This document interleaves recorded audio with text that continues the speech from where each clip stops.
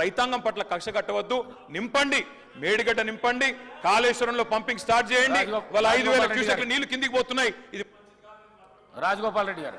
అధ్యక్ష, ఇప్పుడు నేను ఏమంటున్నా, అంత గొప్ప మనసున్న మనిషి కదా కేటీఆర్ గారు, అంత గొప్ప మనసున్న మనిషి. రాజగోపాల్ రెడ్డి గారు ఒక్క నిమిషం గౌరవ ముఖ్యమంత్రి గారు. స్పీకర్ సార్, గత 3 రోజుల నుంచి లీడర్ ఆఫ్ ది హౌస్ కూర్చోండి ప్లీజ్. శాసనసభలో తమరి అనుమతితో కృష్ణానది జలాల మీద కావచ్చు, గోదావరి నది మీద నిర్మించిన కాళేశ్వరం ప్రాజెక్టుకు సంబంధించి మేడిగడ్డ కావచ్చు, అన్నారం కావచ్చు, సుందిళ్ళ కావచ్చు, లేకపోతే పంప్ హౌజుల విషయంలో కావచ్చు, చాలా విషయాలలో మనం చర్చించుకుందాం. చూసి వచ్చి ఈ సభలో వాస్తవాల ప్రాతిపదికన చర్చ జరపాలి అని తమరి అనుమతితోటి మనం నిర్ణయం తీసుకున్నాం.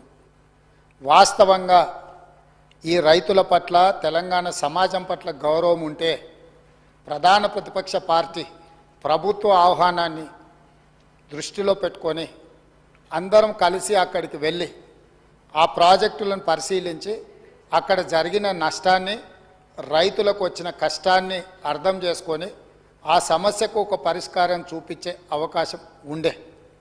రాకపోను కొత్తగా వచ్చిన ప్రభుత్వమే ఏదో తప్పు చేసినట్టు, ఈ తప్పుకు కొత్తగా వచ్చిన వాళ్ళే బాధ్యత అయినట్టు, అదేవిధంగా పదే పదే భాష గురించి, మాటల గురించి మీరు ఇట్లా అంటున్నారు, మీరు అట్లా అంటున్నారు, మమ్మల్ని గౌరవిస్తలేరు అని ఏదైతే చర్చ జరుగుతుందో, మాజీ ముఖ్యమంత్రి గారు నిన్న నల్గొండ జిల్లాలో వాడిన భాష మీద చర్చ చేద్దామా అధ్యక్ష?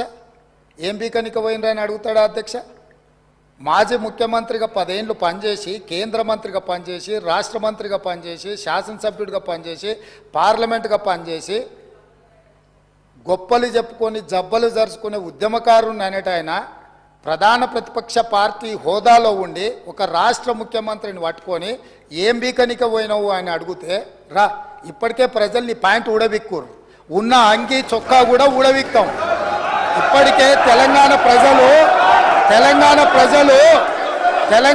ప్రజలు మొన్న జరిగిన ఎన్నికలలో మీ పాయింట్ ఊడబిక్కిరు.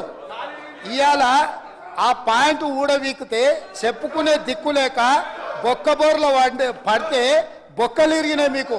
అయినా మీ బుద్ధి మారలేదు. ఒక ముఖ్యమంత్రిని పట్టుకొని ఏం బీకనిక పోయినావని అడుగుతారా అధ్యక్ష? ఇది పద్ధత?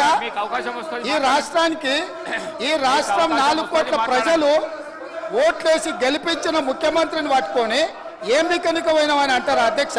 ఇదేనా తెలంగాణ సాంప్రదాయము? ఈరోజు నేను మళ్ళీ అడుగుతున్నా అధ్యక్ష, ఈరోజు మేడిగడ్డ మేడి పండులాక కుంగిపోతే మేడిగడ్డల నీళ్లు నింపడానికి అవకాశం ఉందా అధ్యక్ష? ఇవాళ మీరే సాగునీటి పారుదల శాఖ మంత్రులుగా పనిచేసారు కదా. చంద్రశేఖరరావు గారు, హరీష్ రావు గారు ఇద్దరు సాగునీటి పారుదల శాఖ మంత్రిగా పనిచేసారు కదా అధ్యక్ష. ఈరోజు వాళ్ళకే పెత్తనం ఇస్తాం, వాళ్ళనే చేయమని ఉండ్రి.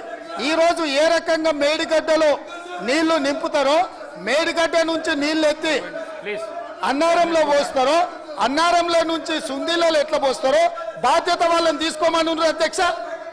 మొత్తం కుంగిపోయి కుప్పగూలిపోతుంటే ఈరోజు అక్కడ నీళ్లు నింపడానికి ఏమాత్రం అవకాశం లేక పూర్తిగా ప్రాజెక్టు దెబ్బతిని ఖర్చు పెట్టిన 94,000 కోట్ల రూపాయలు వృధా అయిపోయి ఈరోజు మొత్తం ప్రాజెక్టే దెబ్బతిన్న పరిస్థితుల్లో ఈరోజు ప్రజల దగ్గరికి వెళ్ళి సమాధానం చెప్పుకోలేక శాసనసభకు రావాల్సిన ఉపనాయకుడు ఇక్కడ సభలోకి రాకుండా పారిపోయి ఈరోజు చర్చ చేద్దామంటే రాకుండా ముఖ్యమంత్రి గారిని పట్టుకొని ఇట్లా మాట్లాడొచ్చా అధ్యక్ష? అందుకే నేను ఒకటే మాట అడుగుతున్నా, మీరు ఇవాళ చర్చకు సిద్ధమైతే పిలువండి. మీ పార్టీ నాయకుడిని, మీ సభాపక్ష నాయకుడిని చర్చ చేద్దాము.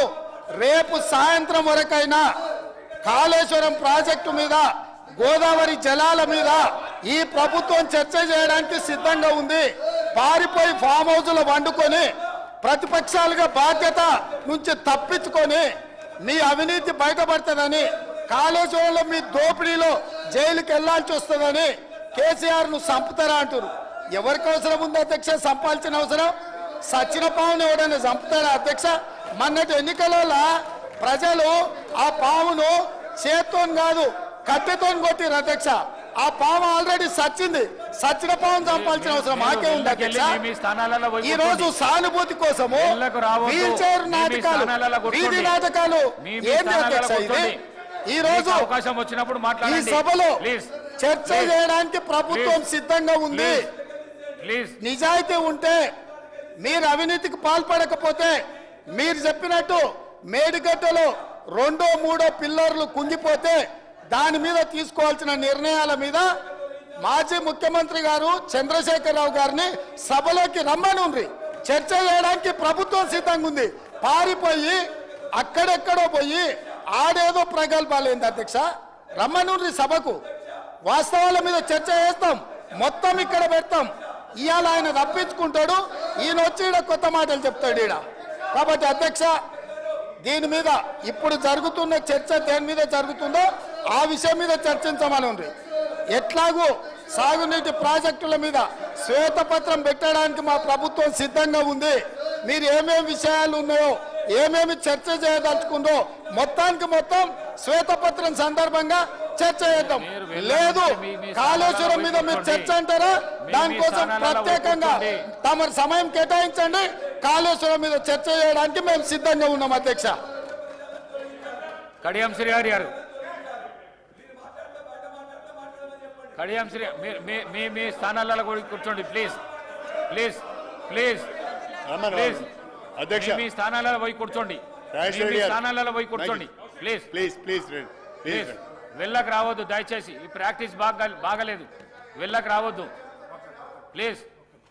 అధ్యక్ష, గౌరవ ముఖ్యమంత్రి గారు సభకు వచ్చిన తర్వాత నిన్న మేడిగడ్డలో జరిగింది కానీ లేదా నల్గొండలో జరిగిన విషయాలపైన, కృష్ణానది జలాలపైన, గోదావరి నది జలాలపైన శ్వేతపత్రము పెడతామంటున్నారు. తప్పకుండా ఆ శ్వేతపత్రం చర్చలో మేమందరం కూడా పాల్గొంటాం అధ్యక్ష. అన్ని విషయాలను కూడా మనము చర్చించడానికి అవకాశం ఉంటుంది. కానీ ముఖ్యమంత్రి గారు వాడే భాష పట్ల మాకు అభ్యంతరం ఉన్నది అధ్యక్ష.